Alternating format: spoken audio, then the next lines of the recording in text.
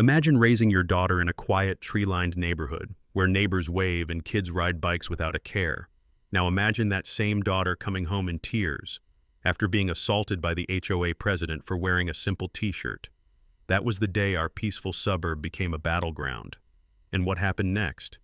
Even my husband, the police commissioner, couldn't believe it. I'll never forget the sound of our front door slamming open, that jarring bang that shattered the quiet hum of dinner time.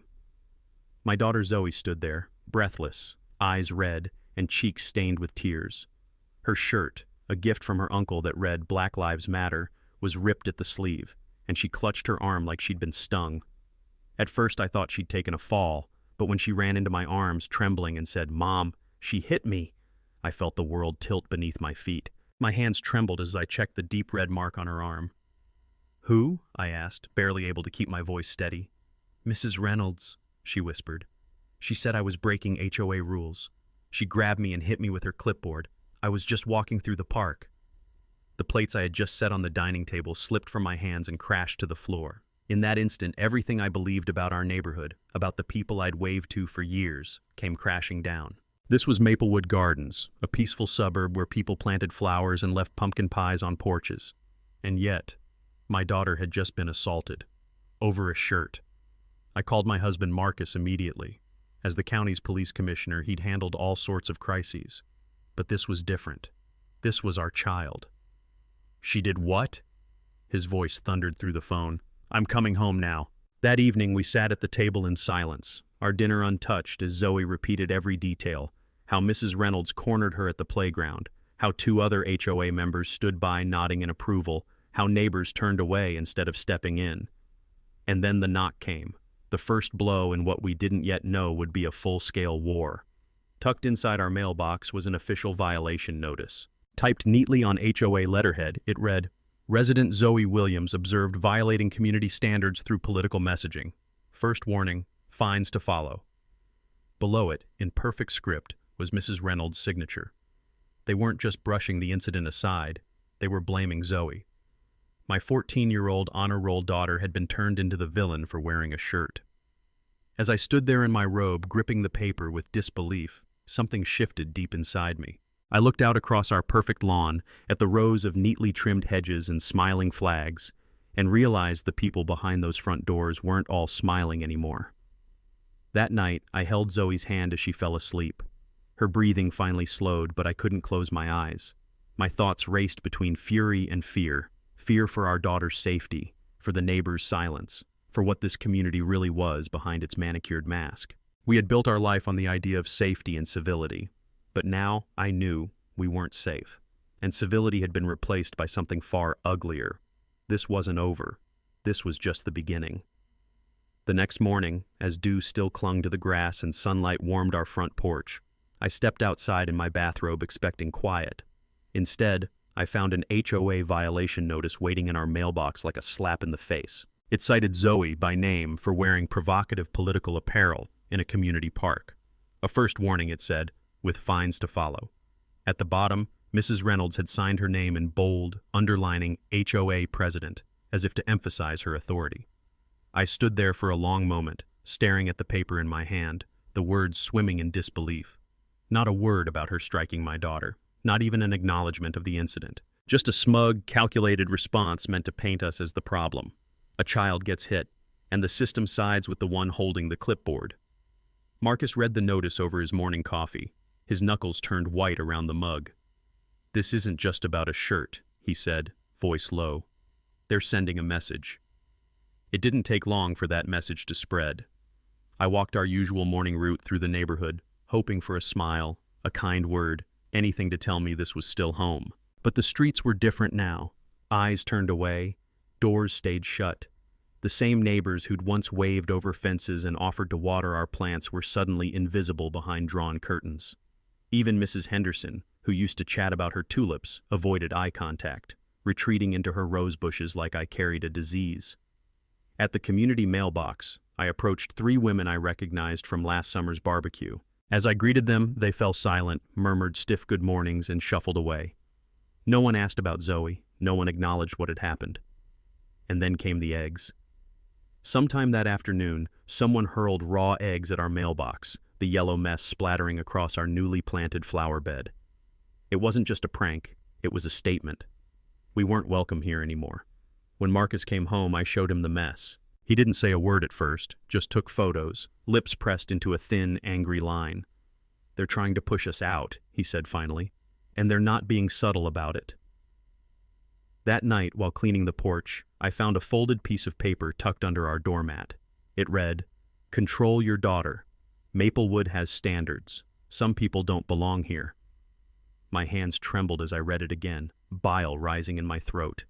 This wasn't just HOA politics, it was hate, plain and simple. We filed a formal complaint with the city, but bureaucracy moved slowly. Meanwhile, the HOA moved quickly. Another violation showed up in our mailbox, this time for gatherings at our home. They were referring to Zoe's weekend study group. 4 teenagers with textbooks and pizza, now labeled a nuisance. And our neighbors? They just watched. Watched as trash showed up in our yard. Watched as our once friendly lawn became a battlefield. Watched as we went from welcomed to whispered about. Even Marcus, who wore a badge and had served this county for over 2 decades, began to feel it. The mayor, once an ally, called to check in about our situation, clearly under pressure from Mrs. Reynolds' social connections. She played golf with half the council. And now, somehow, even Marcus's role as police commissioner was being dragged into this, twisted to suggest we were abusing influence. At home, we clung to normalcy, dinners, quiet evenings, helping Zoe with homework. But every creak of the floorboard felt heavier, every flicker of a neighbor's porch light, every cold glance on our morning walk, it all added to the weight pressing down on us. And all because our daughter wore a shirt with 3 words, "Black Lives Matter." In that moment, surrounded by silence and stares, I stopped being afraid. I started getting angry. And anger, I learned, is how change begins. The HOA didn't stop at isolation. They escalated, slowly, deliberately, using the one tool they had honed to perfection, unchecked authority wrapped in official paperwork. 5 days after Zoe was assaulted, a neon orange notice appeared on every front door in Maplewood Gardens. Emergency HOA meeting, Thursday, mandatory attendance. Just reading the headline sent a chill down my spine. Marcus, ever the calm one, studied the paper with furrowed brows. "They're ready to go on offense," he muttered, "and they want an audience." Thursday arrived, wrapped in storm clouds and tension. With Marcus called away for a last-minute department meeting, convenient timing that smelled of manipulation, I walked alone into the packed community center. 87 homes meant nearly 200 faces staring at me as I stepped inside. Some were curious, others judgmental. A few looked downright hostile. Mrs. Reynolds stood tall at the podium, her gray suit pristine, pearl necklace catching the light like armor. "Friends," she began smoothly, "our community is under threat. We must protect the values we built this neighborhood on." Her voice was calm, measured, every word carefully designed to sound like reason, not retaliation. Then she turned her eyes to me. "Some residents," she continued, "have brought divisive political agendas into our shared spaces, turning parks into battlegrounds, spreading tension among families. It must stop." I couldn't take it. I stood, my chair scraping loudly. "Are you referring to my daughter? A 14-year-old girl wearing a t-shirt with 3 words, Black Lives Matter?" The room hushed. All eyes swung to me. "She was assaulted by this woman," I said, pointing directly at Mrs. Reynolds. "And instead of accountability, we've received nothing but threats, vandalism, and now this charade of a meeting." Mrs. Reynolds kept her smile. "Mrs. Williams, this is not about your daughter. It's about preserving peace." A man near the front stood. "My kids shouldn't be forced to see political slogans in the park. This isn't a protest zone." Another woman chimed in. "You're making this about race. It's about rules." I could barely breathe. The hypocrisy, the cowardice. These were the same people who brought casseroles when we moved in, who waved from porches. Now they were hiding behind policies to justify exclusion. Mrs. Reynolds raised a hand for silence. "To prevent further division," she said smoothly, "the board proposes a new amendment. No clothing, flags, or signs with political, social justice, or controversial messages allowed in common areas." The crowd murmured. Papers rustled as the proposed amendment was handed out. "It's retroactive," she added, "and takes effect immediately." I stared at the paper. The language was so vague it could outlaw everything from pride flags to college logos if they wanted. But it wasn't meant to be fair. It was designed for one thing: control. "This is targeted," I said, my voice trembling but strong. "This amendment exists because a child wore a shirt that made you uncomfortable. That's not a rule. It's repression." Mrs. Reynolds shrugged. "2/3 majority is required for passage. We will now vote." As hands rose, I scanned the room. Some eyes wouldn't meet mine, some looked ashamed. But most just followed the lead. 59 voted yes, 6 voted no. The amendment passed, and then she went for the jugular. "We've also received reports of unauthorized gatherings at your home," she said, turning directly to me. "Violations of noise and parking regulations. Under the new 3-strike policy, your family now has 2 strikes. My breath caught. "You can't do this. My daughter had a study group, 4 kids reviewing for finals. You're twisting that into a violation?" Mrs. Reynolds leaned in slightly, her smile razor thin. "We enforce the rules evenly, Mrs. Williams. Even families with political connections must comply." And then she delivered the final blow. "One more violation, and we initiate proceedings for fines and potential expulsion." A stunned silence fell. "You can't expel homeowners," I snapped. Her voice turned cold. "We can make continued residence extremely difficult." I left the meeting shaking.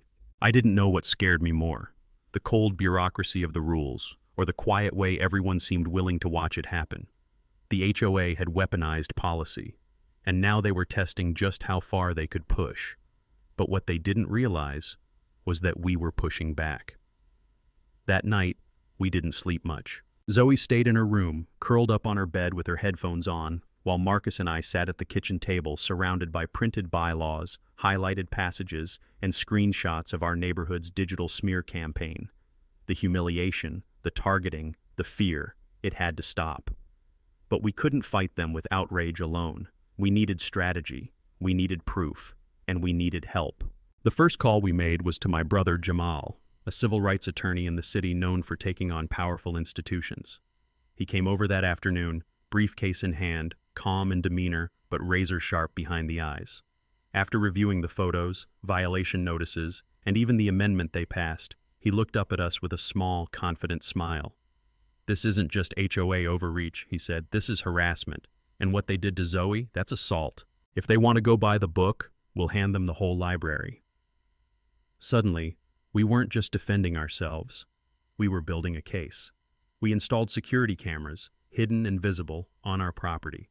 We began documenting every interaction, every flyer, every late-night disturbance, including the accidental utility shutoffs and the HOA board members lurking outside our home. We even found footprints in the mulch beneath Zoe's window. Marcus, with his law enforcement training, reviewed everything methodically. "I've seen cases like this unravel careers," he said grimly.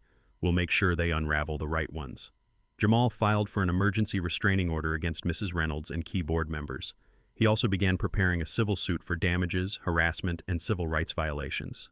But more than that, he brought something into our home that we desperately needed: hope. That weekend, we did something bold. Together, our whole family, Marcus, Zoe, even our Labrador Rocky, walked to the neighborhood park wearing matching shirts that read "Black Lives Matter." We didn't shout. We didn't cause a scene. We just walked with purpose and peace, heads held high. Zoe squeezed my hand as we reached the swing set. "Is this okay?" she asked softly. "It's more than okay," I said. "It's brave."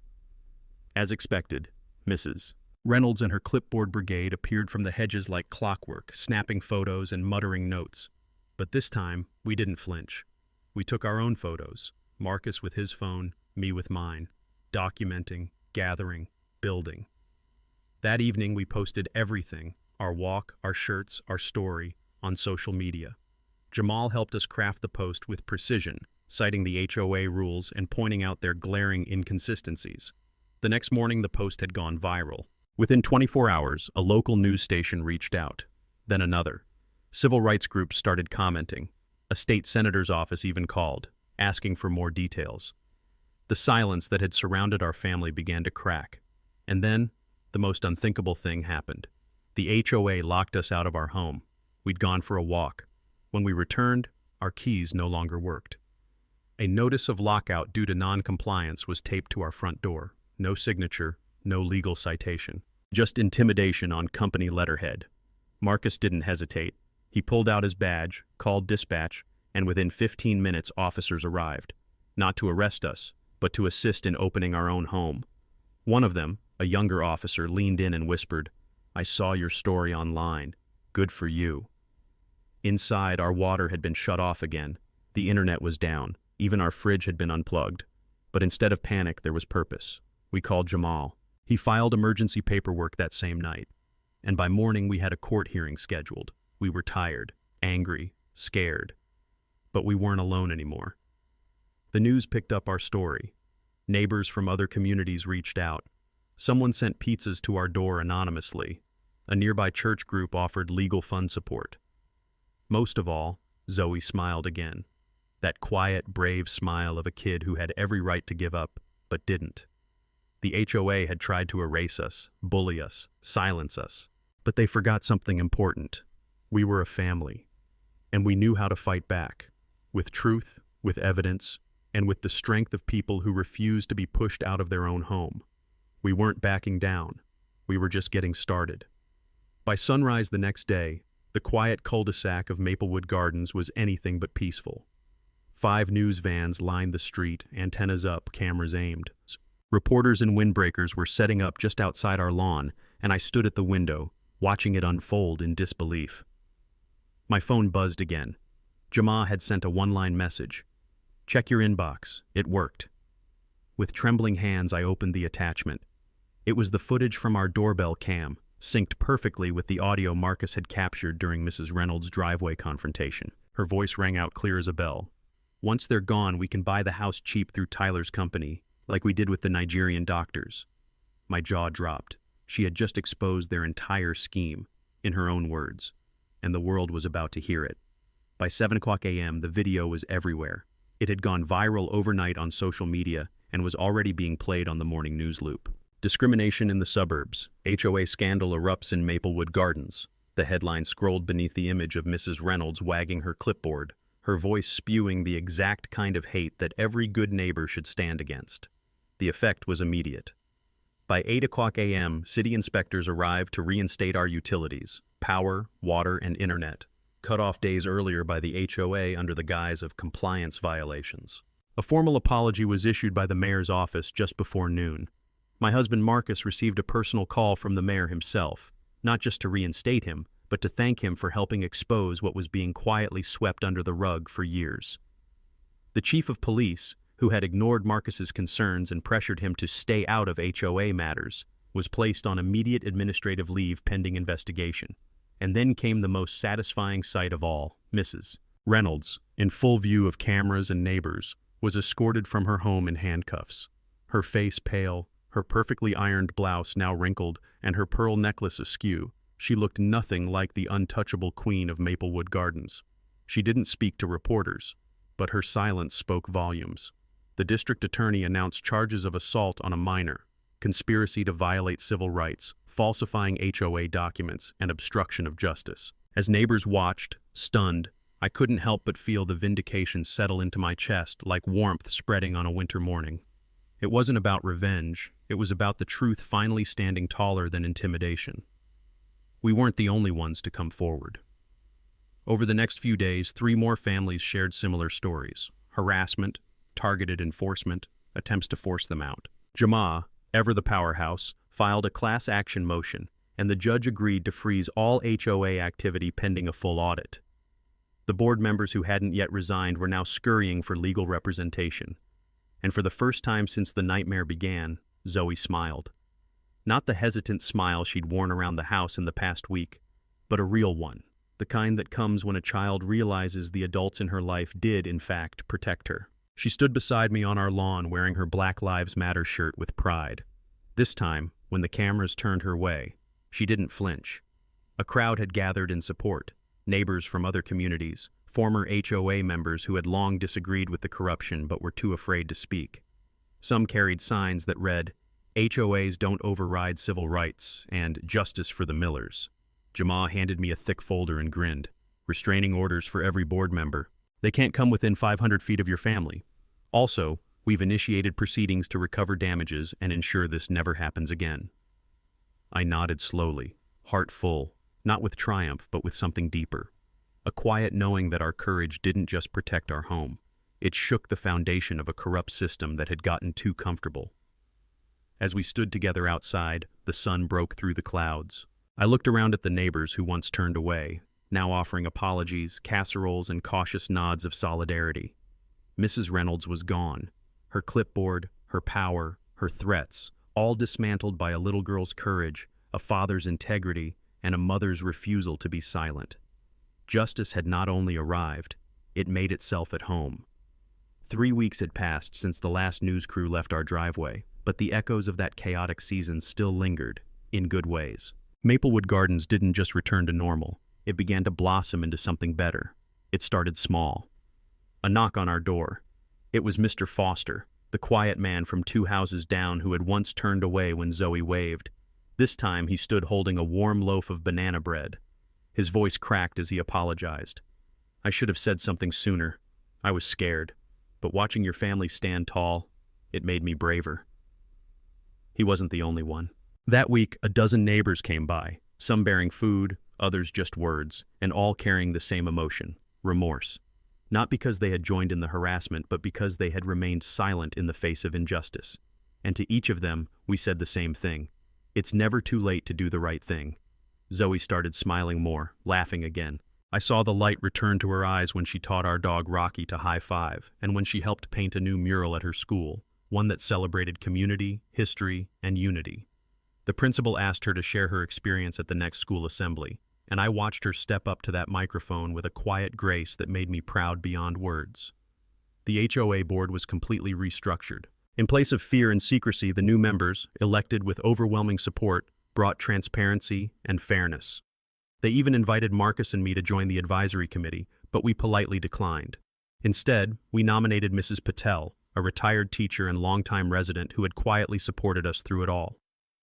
"This community needs your heart," I told her. She cried, then agreed. We repainted the garage, planted fresh flowers in the garden, and even threw a small cookout to thank those who stood by us. And when Mrs. Gonzalez, one of the families who had once been forced out, returned with her son to visit the neighborhood, we hugged like long-lost family. Jama was working with other displaced families too, helping them file claims, secure settlements, and find peace. One afternoon, as I was watering the hydrangeas, I saw Mrs. Reynolds, or rather, the version of her that remained, quiet, without her clipboard or pearl necklace, walking slowly along the sidewalk. She paused at the edge of our lawn, her eyes downcast, hands clasped. For a moment, I wondered if she would turn away, but she didn't. She stepped forward, looked me in the eyes, and said in a low voice, "I was wrong. Not just about the rules, but about you. About all of it." It wasn't an apology, not in the formal sense, but it was more than I ever expected. I nodded and said gently, "Thank you." We stood in silence for a breath, then she walked away. That evening, as the sun set over Maplewood Gardens, Zoe curled up beside me on the porch swing. "Do you think things will stay like this now?" she asked.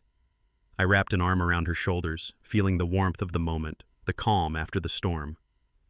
"No one can promise that," I said, "but we've shown this place what it means to stand for what's right, and I think that kind of courage is contagious." She smiled, and for the first time in what felt like forever, our home felt like home again. Healing had begun. Not just for our family, but for the entire neighborhood. And from that healing, something stronger, kinder, and more just had taken root. Looking back on everything we endured, the fear, the isolation, the whispered threats, the smear campaigns, there's one truth that rises above it all. You don't truly know the strength of a family until it's tested. And when that test comes, the values you've instilled, the love you've nurtured, and the courage you summon can move mountains. What started as a simple act of self-expression, a 14-year-old girl proudly wearing a t-shirt, unleashed a storm of prejudice and intimidation. But it also revealed the deep cracks in a system built on control, appearances, and exclusion. And more importantly, it showed just how powerful one voice can be when it refuses to be silenced. I learned that standing up for your child means more than defending them in the moment. It means modeling the kind of resilience, grace, and conviction you want them to carry with them for the rest of their lives. It means showing them that even when you're outnumbered, outshouted, and outmaneuvered, truth, when backed by evidence and principle, still holds weight. Marcus learned that even decades of public service didn't shield him from injustice, but it equipped him to confront it with integrity. And Zoe? She learned that her voice matters, that her identity isn't up for debate, that she can walk through a storm and still hold her head high. And what about our neighbors? Many of them realize that silence has a cost, that watching wrong happen without speaking up makes you part of the problem. Some of them found their voice because of what happened. Some began to ask questions, challenge rules, and support change. That's how transformation begins, not with perfection, but with awareness and action. The lesson we now share with everyone, especially with those who've seen decades of change in their lifetimes, is simple but powerful. Never underestimate your ability to shape your community. It's never too late to stand for fairness. It's never too late to right a wrong. And it's never too late to say, "This isn't the world I want to leave behind." Courage isn't about loud declarations. It's in quiet moments of truth. It's in saying no when it's easier to go along. It's in writing letters, asking questions, attending meetings, and reminding institutions that they answer to the people. If you've ever felt small in the face of unfairness, remember this story.